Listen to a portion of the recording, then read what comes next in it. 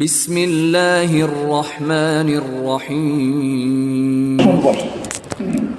শয়তান বসে, এই জন্য আমরা ফাঁক জায়গা বন্ধ করে বসি। যার যার সামনে ফাঁক আছে মেহরবানি করে ভাই আমরা ফাঁক জায়গা বন্ধ করে বসি ইনশাআল্লাহ।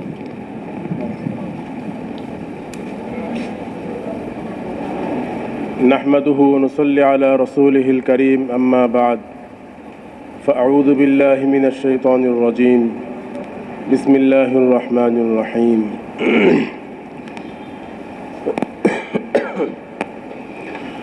কুনতুম খায়রা উম্মাহ উখরিজাত লিন-নাস তা'মুরুনা বিল মা'রুফ ওয়া তানহাউনা 'আনিল মুনকার ওয়া তু'মিনুনা বিল্লাহ। সাদাকাল্লাহুল আলিয়্যুল আযীম।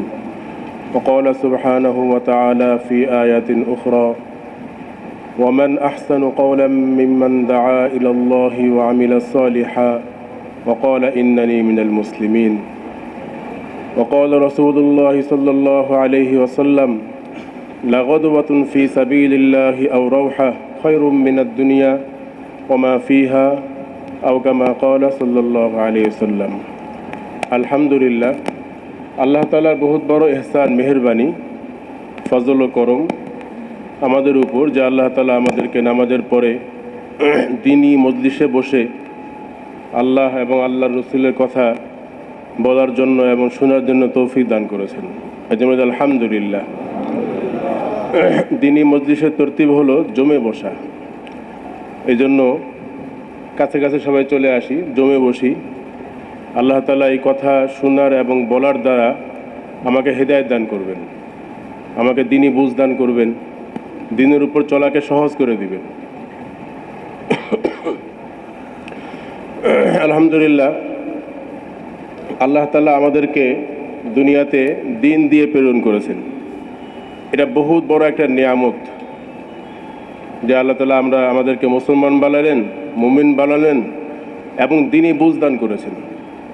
বিশেষ করে এই মজমা যারা আমরা আজকে আসছি, আমরা নিজের ইচ্ছায় দ্বীনের মেহনত করার জন্য, দ্বীনকে বোঝার জন্য, শেখার জন্য, দ্বীনের উপর উঠার জন্য আল্লাহ তাআলা তৌফিক দান করেছেন এবং আমরা এখানে এসেছি। আল্লাহ তাআলা আমাদের সবাইকে হেদায়েত দান করুক, দ্বীনি বুঝ দান করুক, দ্বীনের উপর চলাকে সহজ করে দিক, বাতিল থেকে বেঁচে থাকার তৌফিক দান করুক, মাসিয়াত থেকে, গুনাহ থেকে, দিল থেকে বেঁচে থাকার তৌফিক দান করুক।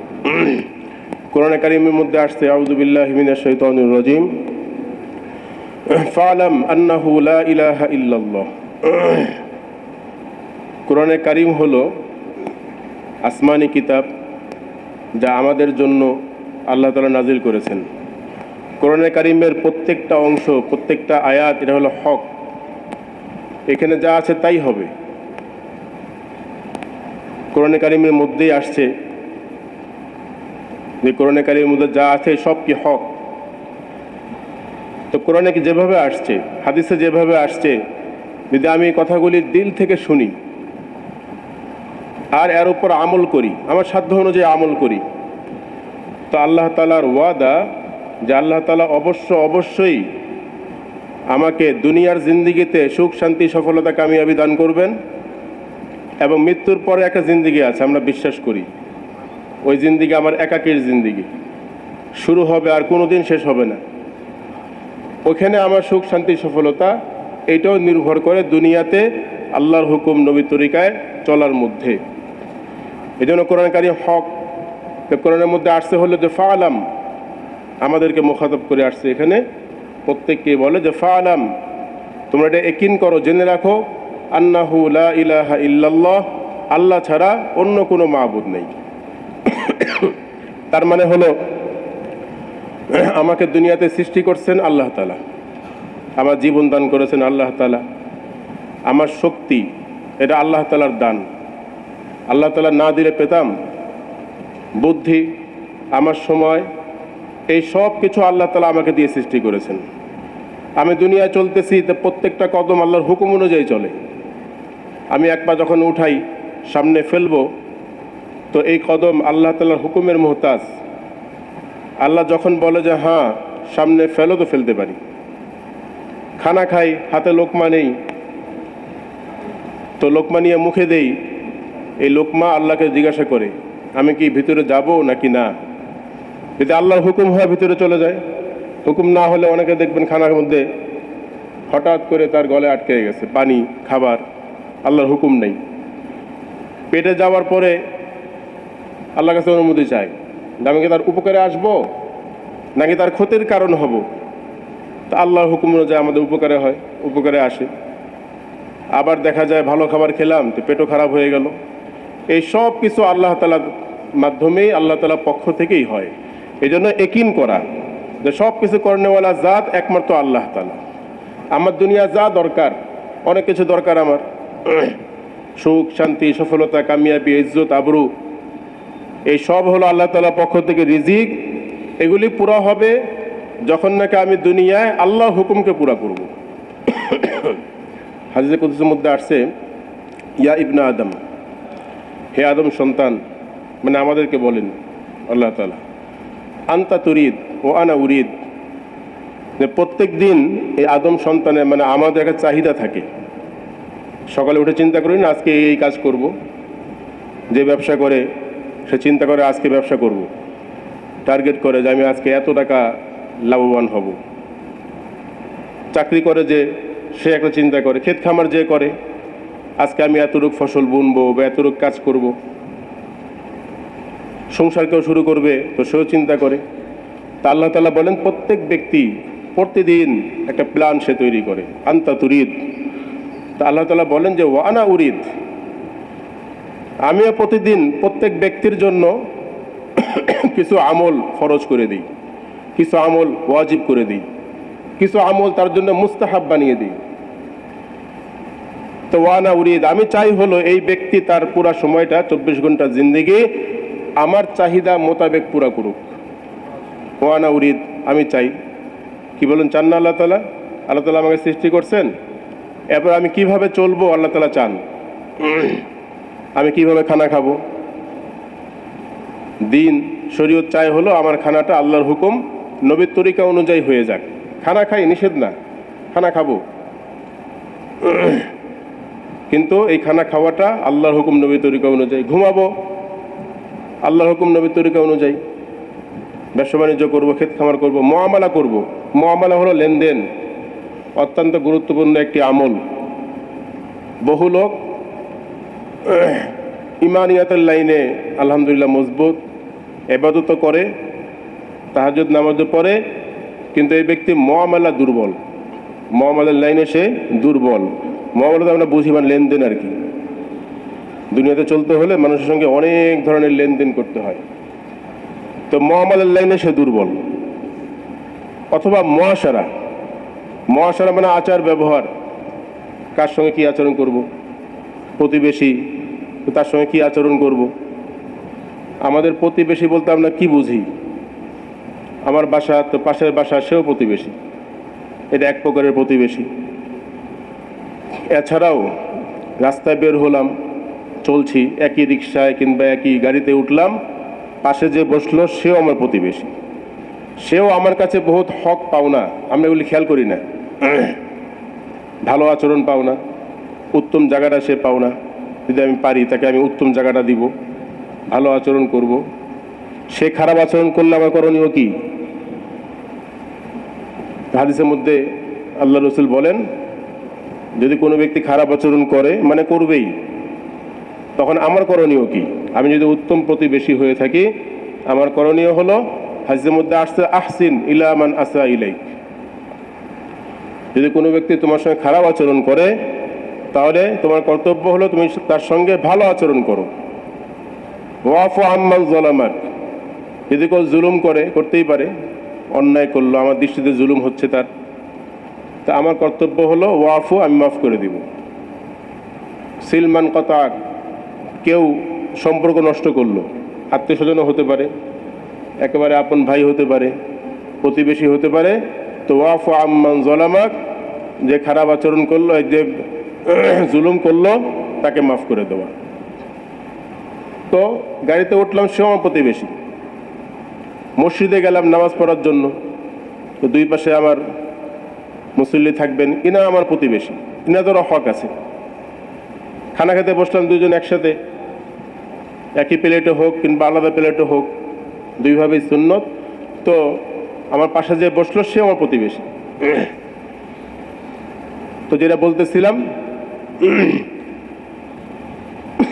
মুআমালা মুআশারা এটা দিনের অত্যন্ত গুরুত্বপূর্ণ। আখলাক, আমার চরিত্র সুন্দর হয়ে যাওয়া, এটা কি দিনের অত্যন্ত গুরুত্বপূর্ণ একটি আমল।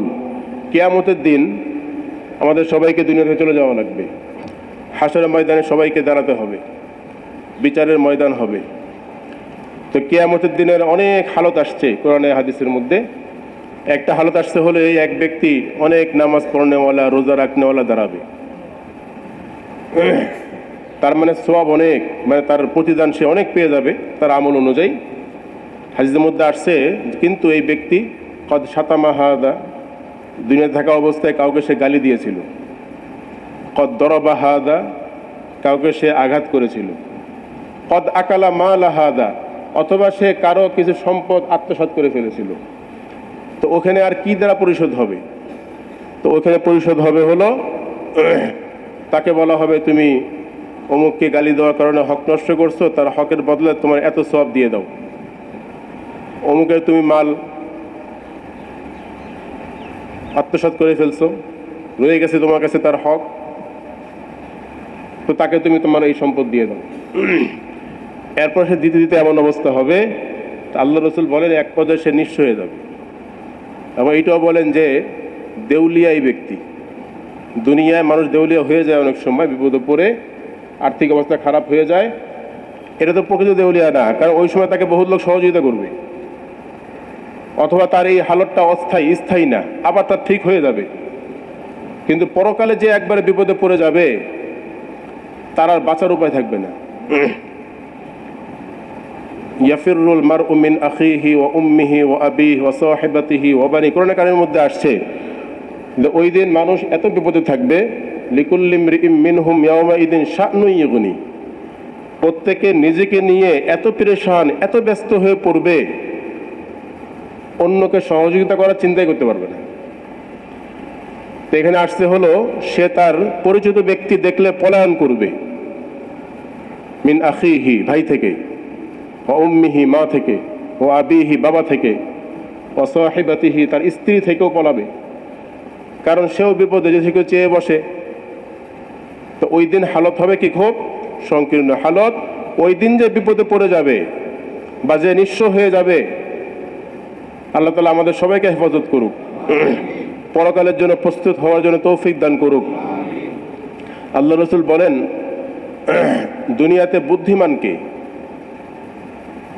হাদিসের মধ্যে আসছে যে আল কাইয়িসু মান দানা নাফসাহু ওয়া আমিলা লিমা বাদাল মাউত। আমাকে জিজ্ঞেস করলে তো আমি বলবো বুদ্ধিমান হলো যার 10তলা বাড়ি হয়ে গেছে, গাড়ি হয়ে গেছে, কিংবা ব্যাংকে অনেক টাকা সে জমায় ফেলতে পারছে, এমন বুদ্ধিমান, যেভাবে হোক সে করে ফেলছে। কিন্তু আল্লাহ রাসূল বলেন যে না, বুদ্ধিমান না।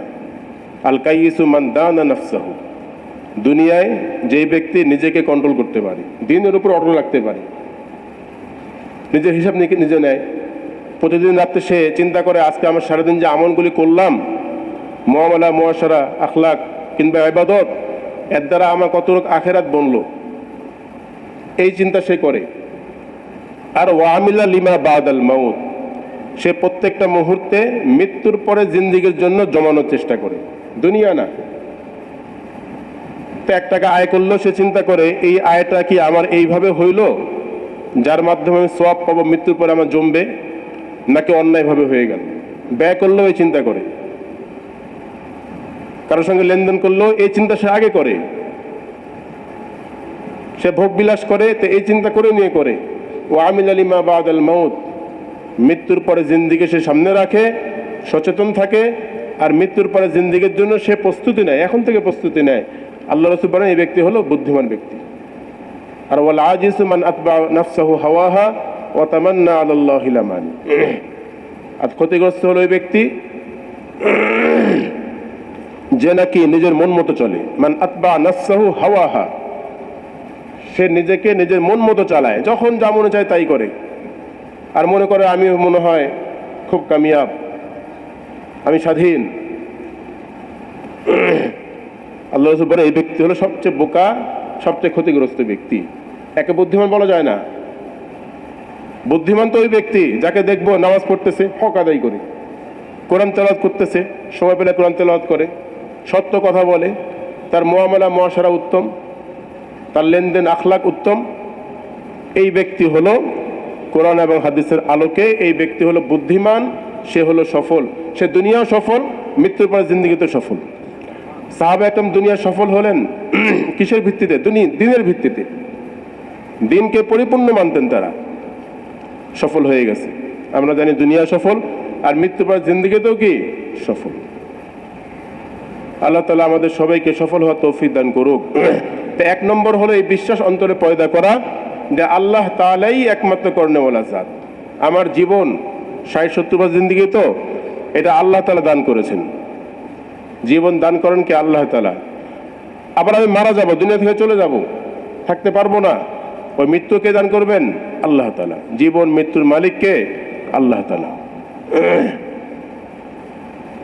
এবং এর সঙ্গে সংশ্লিষ্ট সবকিছু, আমার জিন্দগির সুখ শান্তি সফলতা কামিয়াবি আমি পাবো যদি নাকি আল্লাহর হুকুমকে পুরা করতে পারি। যতটুকু আমি আল্লাহর হুকুম পুরা করব, অতটুকু আমি কামিয়াবি লাভ করতে পারবো। কোরআনে কারিমের মধ্যে আমাদের পূর্বের জামানার বহু ঘটনা আসছে, আমাদের জন্য আসছে। কেন? যে আমরা এই ঘটনাগুলো শুনবো, আমরা আমাদের পূর্বের ঘটনা থেকে উপদেশ গ্রহণ করব, শুনবো, ওই অনুযায়ী আমল করব, সফলতা এবং কামিয়াবি লাভ করব। এই যে কোরআনের মধ্যে আসছে, নাকুসসু আলাইকা মিন আম্বাইর রুসুল মা নুসাব্বিতু বিহি ফুআদাকা। কোরআনে কারিমের মধ্যে আমাদের পূর্বের জামানার বহু লোক যারা নাকি কামিয়াব হয়ে গেছেন তাদের ঘটনা আসছে, আবার যারা নাকাম হয়ে গেছে এদের ঘটনাও আসছে। কামিয়াব হওয়ার কারণ কি? এটাও আসছে। নাকাম বা ব্যর্থ হয়ে যাওয়ার কারণ কি? এটাও আসছে। যদি কোরআন হাদিসের আলোকে আমরা দেখি, তো দেখবো যারা কামিয়াব হয়ে গেছেন তারা দিনকে মানার কারণেই কামিয়াব হয়েছে। কেউ বাদশাহ ছিল, সুলাইমান আলাইহিস সালাম বাদশাহ ছিলেন, দাউদ আলাইহিস সালাম আল্লাহ নবী ছিলেন, বাদশাহ ছিলেন। ইনারা কামিয়াব। আল্লাহ রাসূলের জামানায় আবু বকর রাদিয়াল্লাহু তাআলা আনহু, উনি কামিয়াব, রাদিয়াল্লাহু আনহু বলতে হয়। ওসমান রাদিয়াল্লাহু তাআলা আনহু, ওমর রাদিয়াল্লাহু তাআলা আনহু, আলী রাদিয়াল্লাহু তাআলা আনহু, ইনারা কামিয়াব। কেন কামিয়াব? যদি আমরা দেখি তো কোনো বাদশাহ কামিয়াব।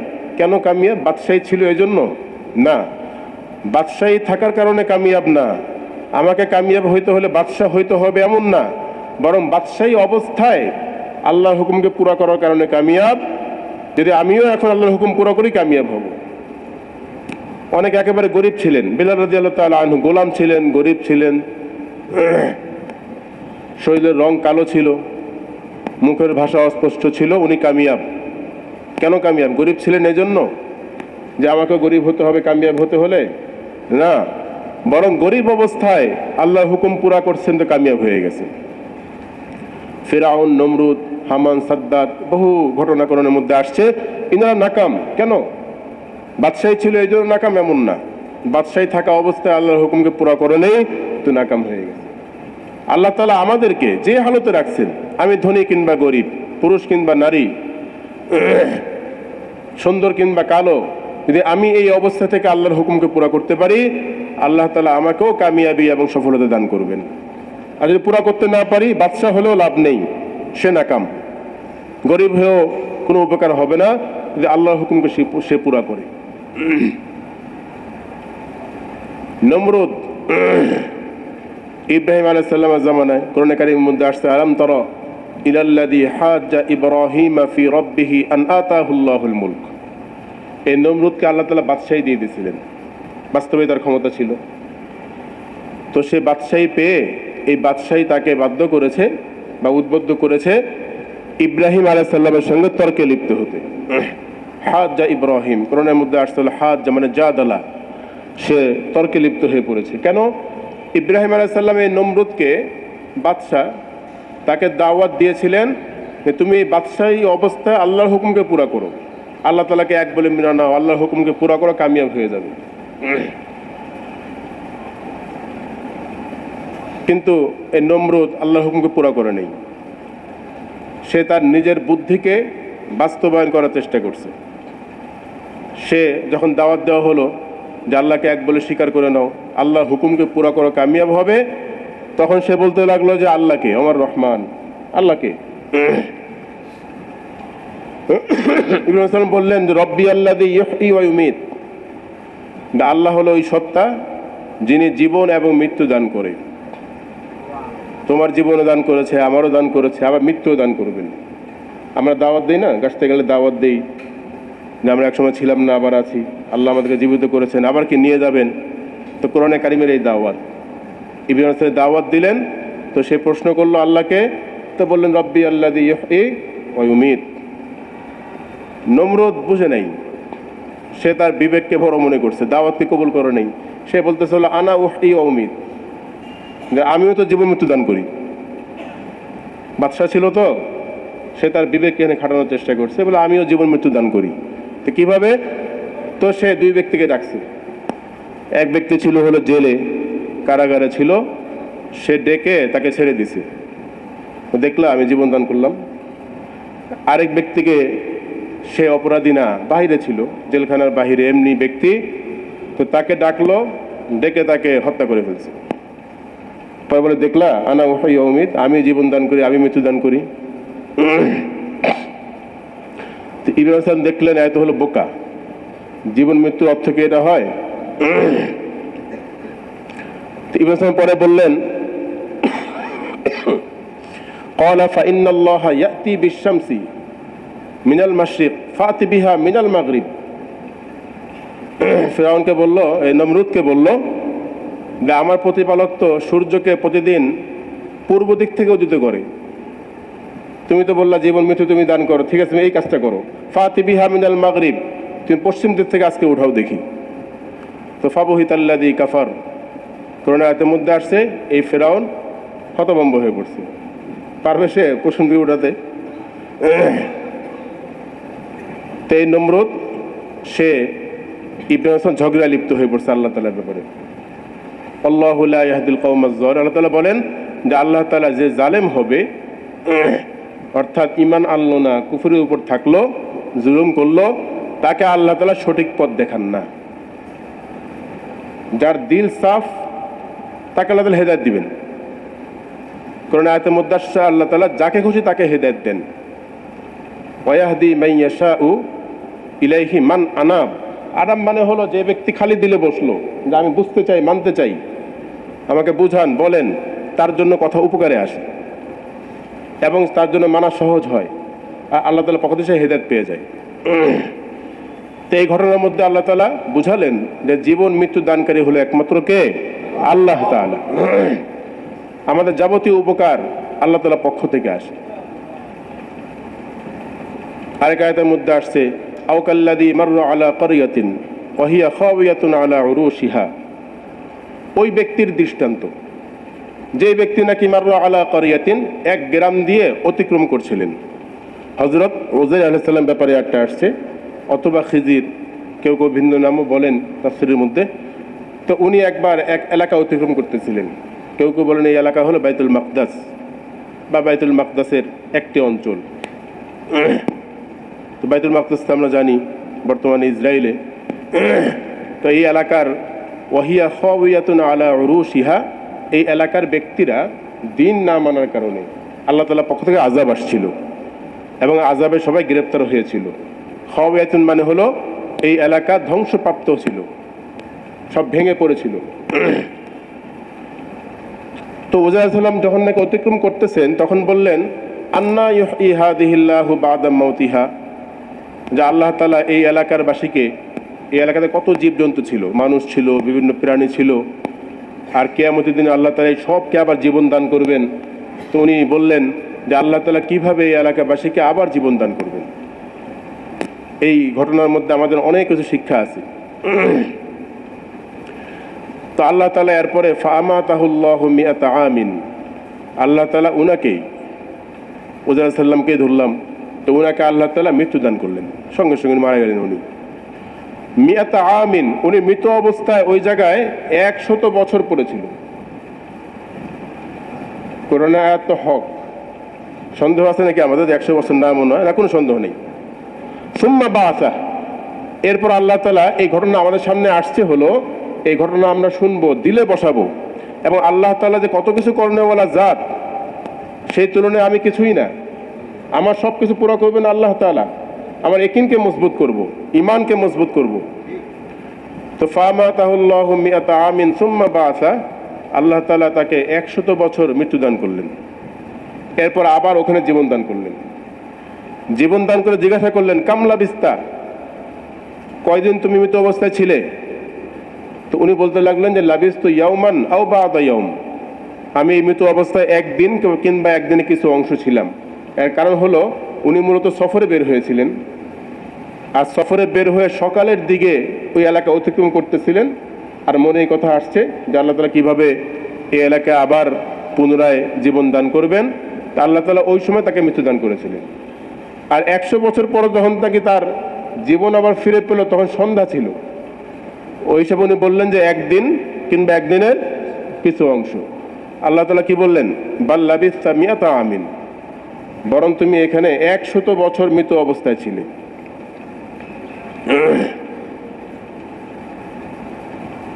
তো 100 বছর মৃত অবস্থায় ছিল, আলামত তো লাগবে, তাই না? সে তো টের পাচ্ছে না, সে তো মৃত্যুবরণ করেই ছিল। তা আল্লাহ তাআলা বলতেছেন যে ফানজুর ইলা তুআমিকা ওয়া শারাবিকা লাম ইয়াতাসান্নাহ, তুমি এখন দেখো আল্লাহ তাআলার কুদরত দেখো। এই আয়াতের মধ্যে আমাদের জন্য আল্লাহ তাআলার কুদরত আছে। কি কুদরত? উনি সফরে যখন বের হয়েছিলেন খাবার নিয়েছিলেন, আর একটা গাধা ছিল সাথে, গাধার উপর চড়ে সফর করতেছিলেন, আর খাবার আমরা যা নেই তাই নিয়েছে, রুটি পানি ইত্যাদি নিয়েছিলেন। তো ফানজুর ইলা তুআমিকা ওয়া শারাবিকা, যে তুমি তোমার পাশে যে খাবার রেখেছিলা ওদিকে তাকায় দেখো, লাম ইয়াতাসান্নাহ, এখনো ঠান্ডা হয়নি। মানে খাবার, রুটি বা খিচুড়ি আমরা যাই নেই, এটা পচে যাবে না 100 বছরে? নষ্ট হবে তো, পানি তো নষ্ট হবে। তা আল্লাহ তাআলা বলেন, আল্লাহ তাআলা কুদরত এত বেশি যে আল্লাহ তাআলা 100 বছর এগুলোকে বাকি রেখেছেন, কোনো কিছু নষ্ট হয়নি।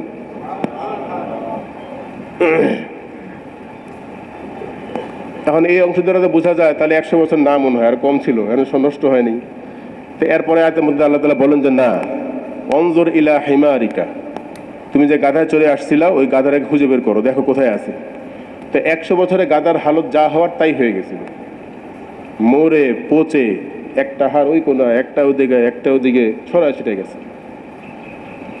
আল্লাহ তাআলা বলেন, এই দুই ঘটনা, তোমার মৃত্যুর ঘটনা আর তোমার খাবারের ঘটনা আর তোমার গাধার ঘটনাকে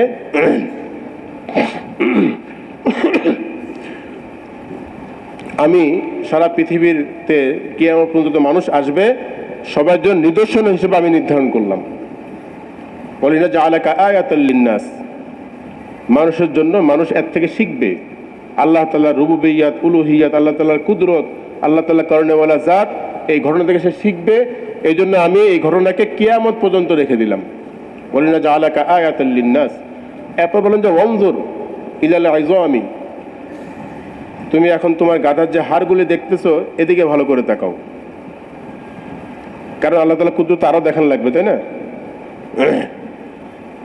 100 বছরে সব নষ্ট হয়ে যাওয়া এটা তো কুদরত না। কুদরত হলো আল্লাহ তাআলা বলেন ওয়ানজুর ইলাল ইযামি কাইফা নুনশিজুহা সুম্মা নাকসুহা লাহমা, তুমি তাকায় তাকায় দেখো কিভাবে আমি হাড়গুলি আবার দূর থেকে এনে এনে জড়ো করতেছি। তো দেখা গেল হাড়গুলি অটোমেটিক এসে একটার সঙ্গে একটা লেগে গেছে। সুম্মা নাকসুহা লাহমা, এরপর হাড়ের মধ্যে অটোমেটিক গোশত হয়ে গেল,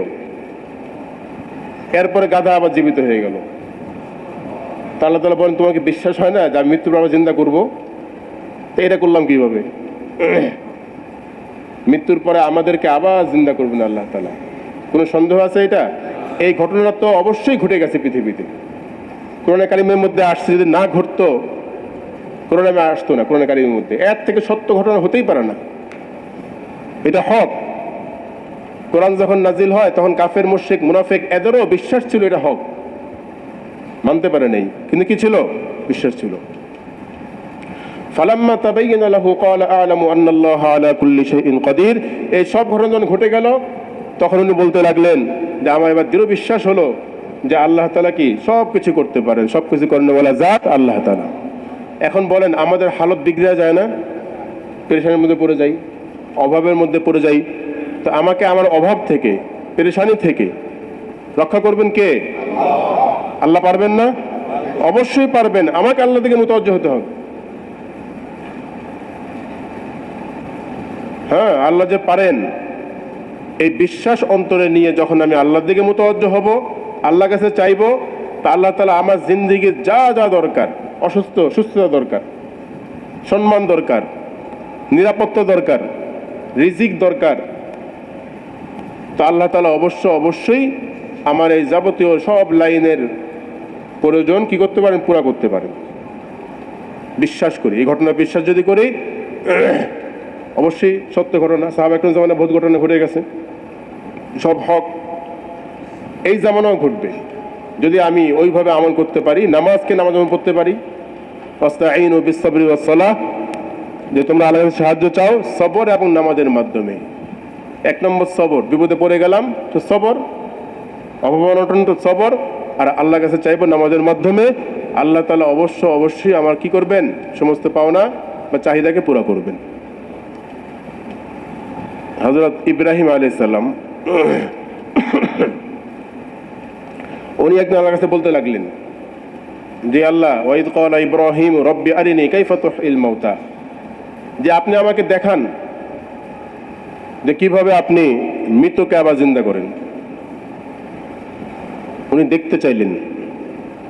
তা আল্লাহ তাআলা বললেন যে আওয়ালাম তুমিন, তোমার কি বিশ্বাস হয় না? তুমি দেখতে যাচ্ছ কেন? তো উনি এখানে উত্তর দিলেন, এই উত্তরটা আমাদের শিক্ষণীয় বিষয়। উনি বললেন যে বালা ওয়ালাকিন লিয়াতমাইন্না কলবি, অবশ্যই আমার বিশ্বাস হয় যে আপনি মৃত্যুর পরে আবার জিন্দা করতে পারেন, জীবন দান করতে পারেন, কিন্তু আমাকে একটু দেখান যাতে নাকি আমার অন্তরটা পুরোপুরি ইতমিনান হয়ে যায়। ওয়ালাকিন লিয়াতমাইন্না কলবি, আল্লাহ তাআলা দেখিয়েছেন এবং ওই ঘটনা কোরআনে আসছেন। আমাদেরকে দেখা লাগবে? শুনলেই তো হবে, তাই না? আমাদের দৃঢ় বিশ্বাস হয়ে যাবে যে আল্লাহ তাআলা করণেওয়ালা জাত।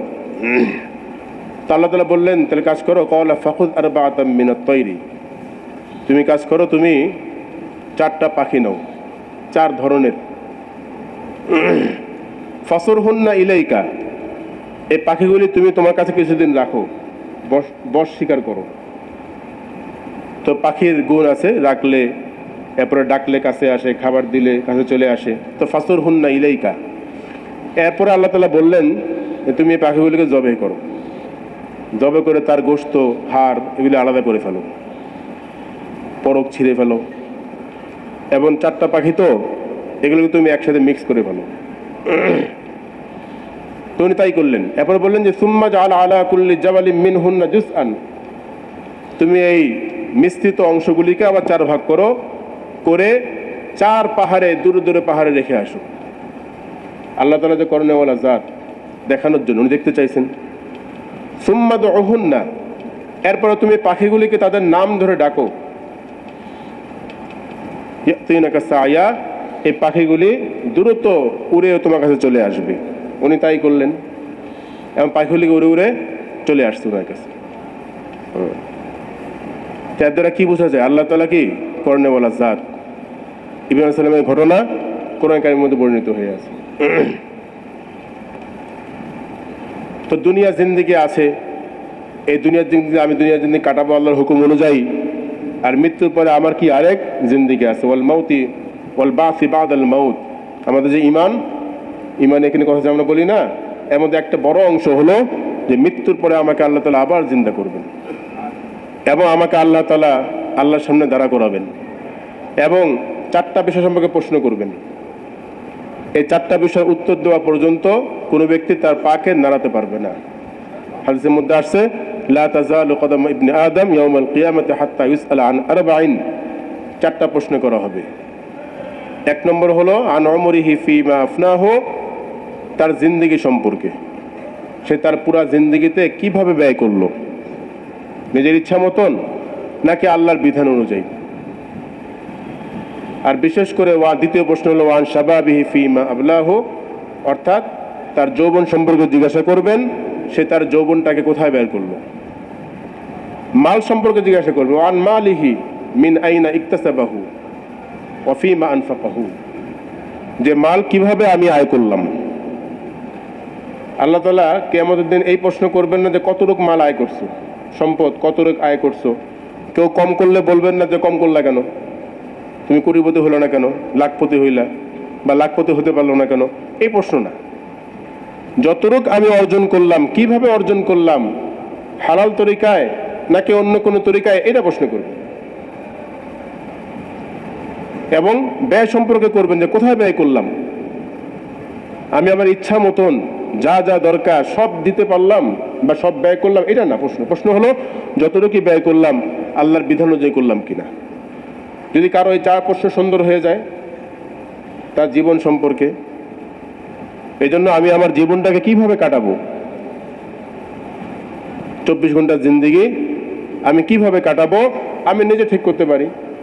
যদি আমি আমার নিজামুল আওকাত বানিয়ে নিই যে আমি আমার সকাল থেকে সন্ধ্যা পর্যন্ত এইভাবে কাটাবো, একটা মুহূর্ত আল্লাহ তাআলা বিধান ছাড়া, আল্লাহ তাআলা জিকির ছাড়া আমার কাটবে না। পারি না আমরা ইনশাআল্লাহ?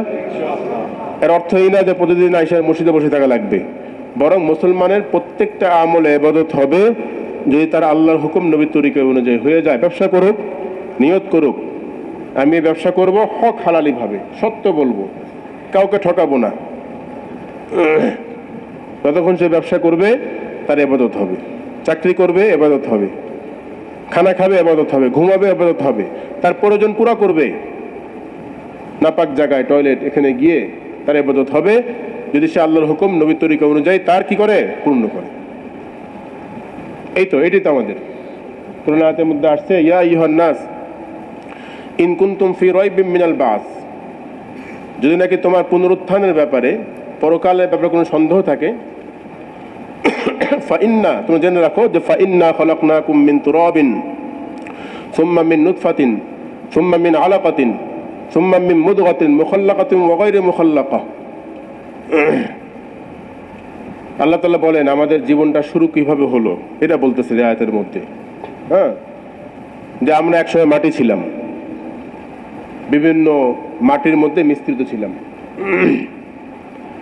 তাহলে তো এই মাটি থেকে আল্লাহ তাআলা প্রথমে বীর্যে পরিণত করলো, সুম্মা মিন মুদগাতিন, এরপরে আমরা ছোট একটা রক্তের টুকরায় পরিণত হলাম, এরপরে ধীরে ধীরে গোশতের টুকরায় পরিণত হলাম, এরপরে সেটা আস্তে আস্তে মানুষের আকৃতি ধারণ করলো, আকৃতি ছাড়াও এক অবস্থায় ছিল, আকৃতি ধারণ করলো। অনুকিরু ফিল আরহামি মা নাশাউ ইলা আজালিম মুসাম্মা, এরপরে আল্লাহ তাআলা বলেন মায়ের গর্ভে তুমি ছিলে। আমরা প্রত্যেক মায়ের গর্ভে ছিলাম না? ওই সময় প্রয়োজন ছিল না? তা আল্লাহ তাআলা বলেন যে ওই সময় যাবতীয় প্রয়োজন আল্লাহ তাআলা পুরা করেছেন।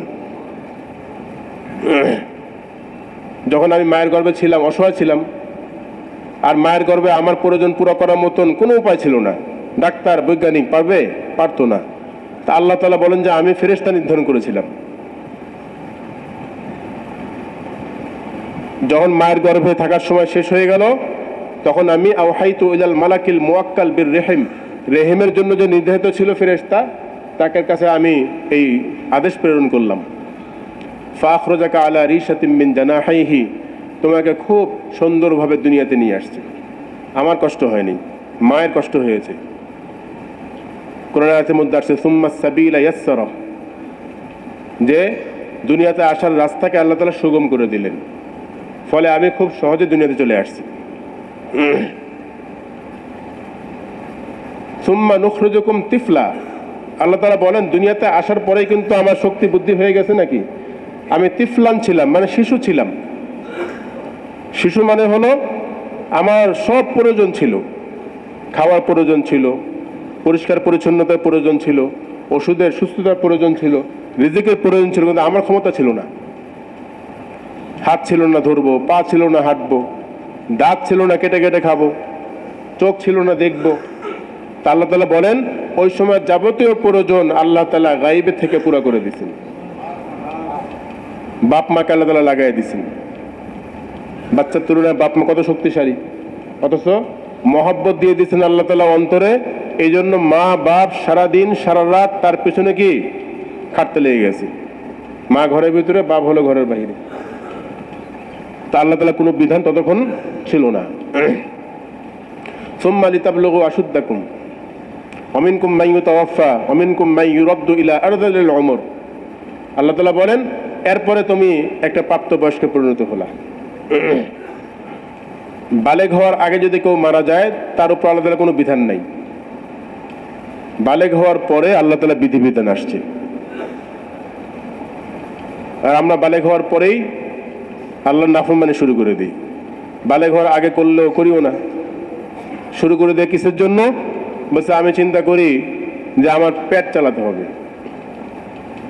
এই জন্য আমি একমাত্র পেটের জন্যই তো, একটু আরামায়েশের জন্য, একটু খাবারের জন্য প্রথমে মিথ্যা বলতে শুরু করি, অন্যকে ঠকাতে শুরু করি, অন্যের উপর জুলুম করতে শুরু করি, আর আল্লাহ তাআলা বিধিবিধান থেকে অলস হয়ে যাই।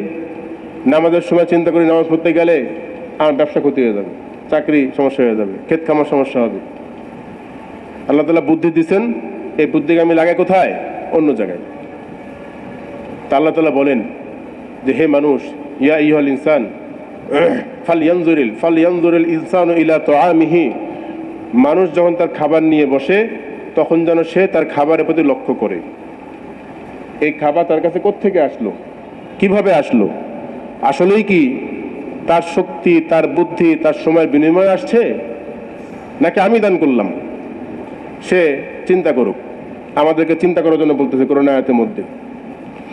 এরপর আল্লাহ তাআলা বলেন যে এই খাবার আসতে হলো আন্না সাবাবনাল মাআ সাব্বা, এই খাবার কারো শক্তি, কারো বুদ্ধি, কারো সময়ের বিনিময়ে আসে নাই। আল্লাহ তাআলা বলেন খাবার যেটা আমরা খাই আর কি, মাছ, গোশত, মুরগি, গরুর গোশত, খাসির গোশত খাই না আমরা, তরি তরকারি, চাল ডাল, এগুলি আসলে কোত্থেকে আসলো চিন্তা করে দেখি।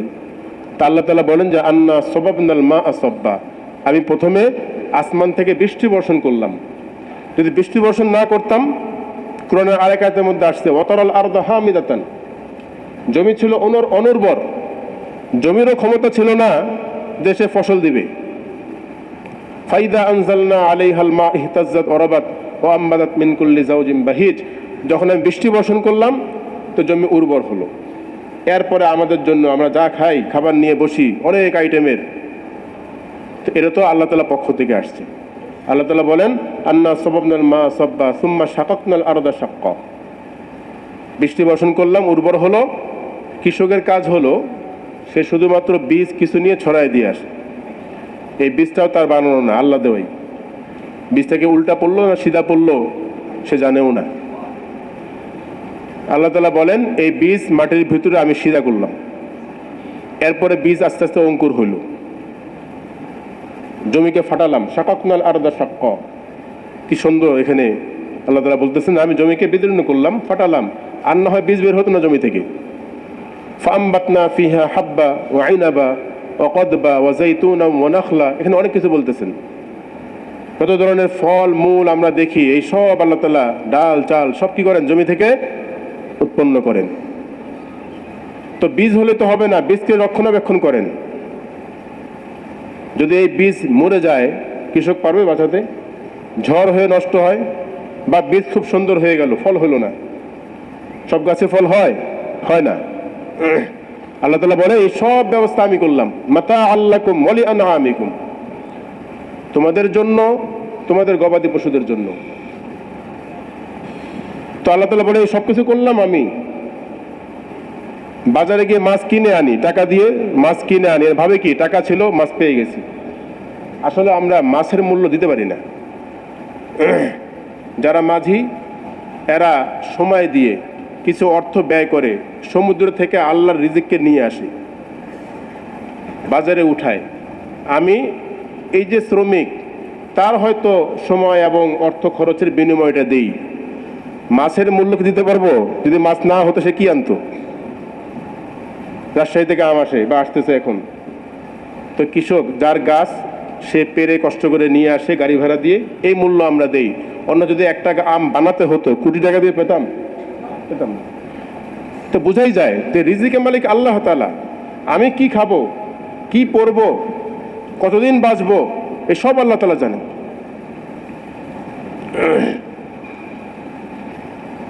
মা তাসকুতু মিন ওয়ারাকাতিন ইল্লা ইয়ালামুহা ওয়ালা হাববাতিন ফি যুলুমাতিল আরদ ওয়ালা রাতবিন ইল্লা ফি কিতাবিম মুবিন। গাছ থেকে একটা পাতা পড়ে তো কি অবস্থায় পড়ে, পাকার পরে নাকি কাঁচা অবস্থায় নাকি শুকিয়ে যাওয়ার পরে আল্লাহ জানেন। আর পৃথিবীতে কোথায় কি খাদ্য আছে আল্লাহ তাআলা জানেন। তো এই আমার রিজিকের মালিক, সব কিছু করনেওয়ালা মালিক, দেনেওয়ালা মালিক কে? আল্লাহ তাআলা। এরপর আল্লাহ তাআলা বলেন কোরআন আয়াতের মধ্যে, ইয়া আইয়ুহাল ইনসান, হে মানুষ, মা গররাকা বিরব্বিকাল কারীম, যে তোমার সম্মানিত প্রতিপালক, যিনি তোমাকে সৃষ্টি থেকে নিয়ে, তোমার রিজিক থেকে নিয়ে, সম্মান থেকে নিয়ে এত কিছু তোমাকে দিলেন, ওই প্রতিপালকের ব্যাপারে কোন জিনিস তোমাকে ধোঁকা দিল? মা গররাকা বিরব্বিকাল কারীম আল্লাযী খালাকাকা ফাসাওয়াকা ফাআদালাক ফি আইয়ি সূরাতিন মা শাআ রাক্কাবাক, যিনি তোমাকে সৃষ্টি করলেন এবং সামঞ্জস্যপূর্ণ করে সৃষ্টি করলেন। আমার যেখানে যা দরকার, যেভাবে দরকার সেভাবে করলেন। যদি এমন হতো যে সামঞ্জস্যতা নাই সৃষ্টির মধ্যে, একটা হাত অনেক বড় আর একটা হাত ছোট, তাহলে কি করতাম? সবজি কাটতাম কিভাবে? অথবা একটা পা বড় একটা পা ছোট, হাঁটতে পারতাম? পারতাম না। যেখানে চোখ দরকার, যেখানে হাত দরকার, যতটুকু দরকার, ফাসাওয়াকা ফাআদালাক, সামঞ্জস্যপূর্ণ করেছেন, বুদ্ধি দিয়েছেন, শক্তি দিয়েছেন। যদি এমন হতো আমার খুব বুদ্ধি শক্তি নাই, অনেকে আছে প্যারালাইজ হয়ে যায়, আল্লাহ হেফাজত করুক আমাদেরকে, তো অনেক বুদ্ধি কিন্তু শক্তি নেই, তার দ্বারা কাজ হবে? সে তো হসপিটালের বেডে শুয়ে থাকবে, সামঞ্জস্যতা তার নাই। এমনও তো হতে পারে যে আমার আছে থাকবে না। আবার ধরেন শক্তি অনেক শরীরে, 5 মণ 10 মণ উঠাই ফেলতে পারে মাথার উপর, ভালো, কিন্তু বুদ্ধি নেই। এই ব্যক্তিটার কি অবস্থা হবে? এই ব্যক্তি তার নিজের ঘরকে ভাঙবে, নিজের ছেলে মেয়েকে মারা শুরু করবে, নিজের বিবিকে মারা শুরু করবে, করবে কি না? নিজের সম্পদ নষ্ট করা শুরু করবে, কারণ তার শক্তি আছে শরীরে, কিন্তু কি নাই? বুদ্ধি নাই। এক একটা জিনিস কত বড় নিয়ামত আমি চিন্তা করে দেখি। আমার বুদ্ধি বা বিবেক ঠিক আছে আল্লাহ তাআলার পক্ষ থেকে, ইচ্ছে করলে বিগড়ে দিতে পারেন। শক্তি ঠিক আছে, সুস্থতা ঠিক আছে, এই সবগুলি আল্লাহ তাআলার বহুত বড় বড় কি নিয়ামত। এই নিয়ামত পাওয়ার পরে আমার কর্তব্য হলো আমি চোখ বন্ধ করে আল্লাহর হুকুমকে পুরা করা। তো সবকিছু দিলেন আল্লাহ তাআলা, যদি এরপরও আমি এই সবকিছু পাওয়ার পরে আল্লাহর হুকুমকে পুরা করি, তো আল্লাহ তাআলার ওয়াদা সেটা হলো এই যে আল্লাহ তাআলা তাকে প্রথমত দুনিয়াতে প্রতিষ্ঠিত করবেন, যা যা দরকার সব দান করবেন। ওয়াদাল্লাহ আল্লাযীনা আমানু মিনকুম ওয়া আমিলুস সালিহাত লা ইস্তাখলিফান্নাহুম ফিল আরদ কামা ইস্তাখলাফাল্লাযীনা মিন ক্বাবলিহিম ওয়া লা ইউমাক্কিনান্না লাহুম দীনাহুম আল্লাযী ইরতাদা লাহুম ওয়া লা ইউবাদদিলান্নাহুম মিন বা'দি খাউফিহিম আমনা। এই আয়াতের মধ্যে আল্লাহ তাআলা ওয়াদা করে বলতেছেন যে আমি যে আল্লাহর হুকুমকে মানব, ঈমান আনলাম, আর কষ্ট করে সবরের সঙ্গে আল্লাহ তাআলার সমস্ত হুকুমকে মানব, আর কষ্ট করে সবরের সঙ্গে যাবতীয় নাফরমানি থেকে বেঁচে থাকব, এর বিনিময় লাগবে না? তো এর বিনিময় আল্লাহ তাআলা ওয়াদা করতেছেন।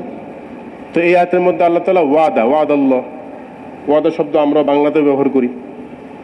আল্লাহ এখানে এই আয়াতে যদি বলতেন আল্লাহ তাআলা বলতেছেন, তাও তো হতো, ক্বাল আল্লাহ বলতে পারতেন, কিন্তু না, আমাদের দৃঢ় বিশ্বাসের জন্য কি বলতেছেন? ওয়াদাল্লাহ।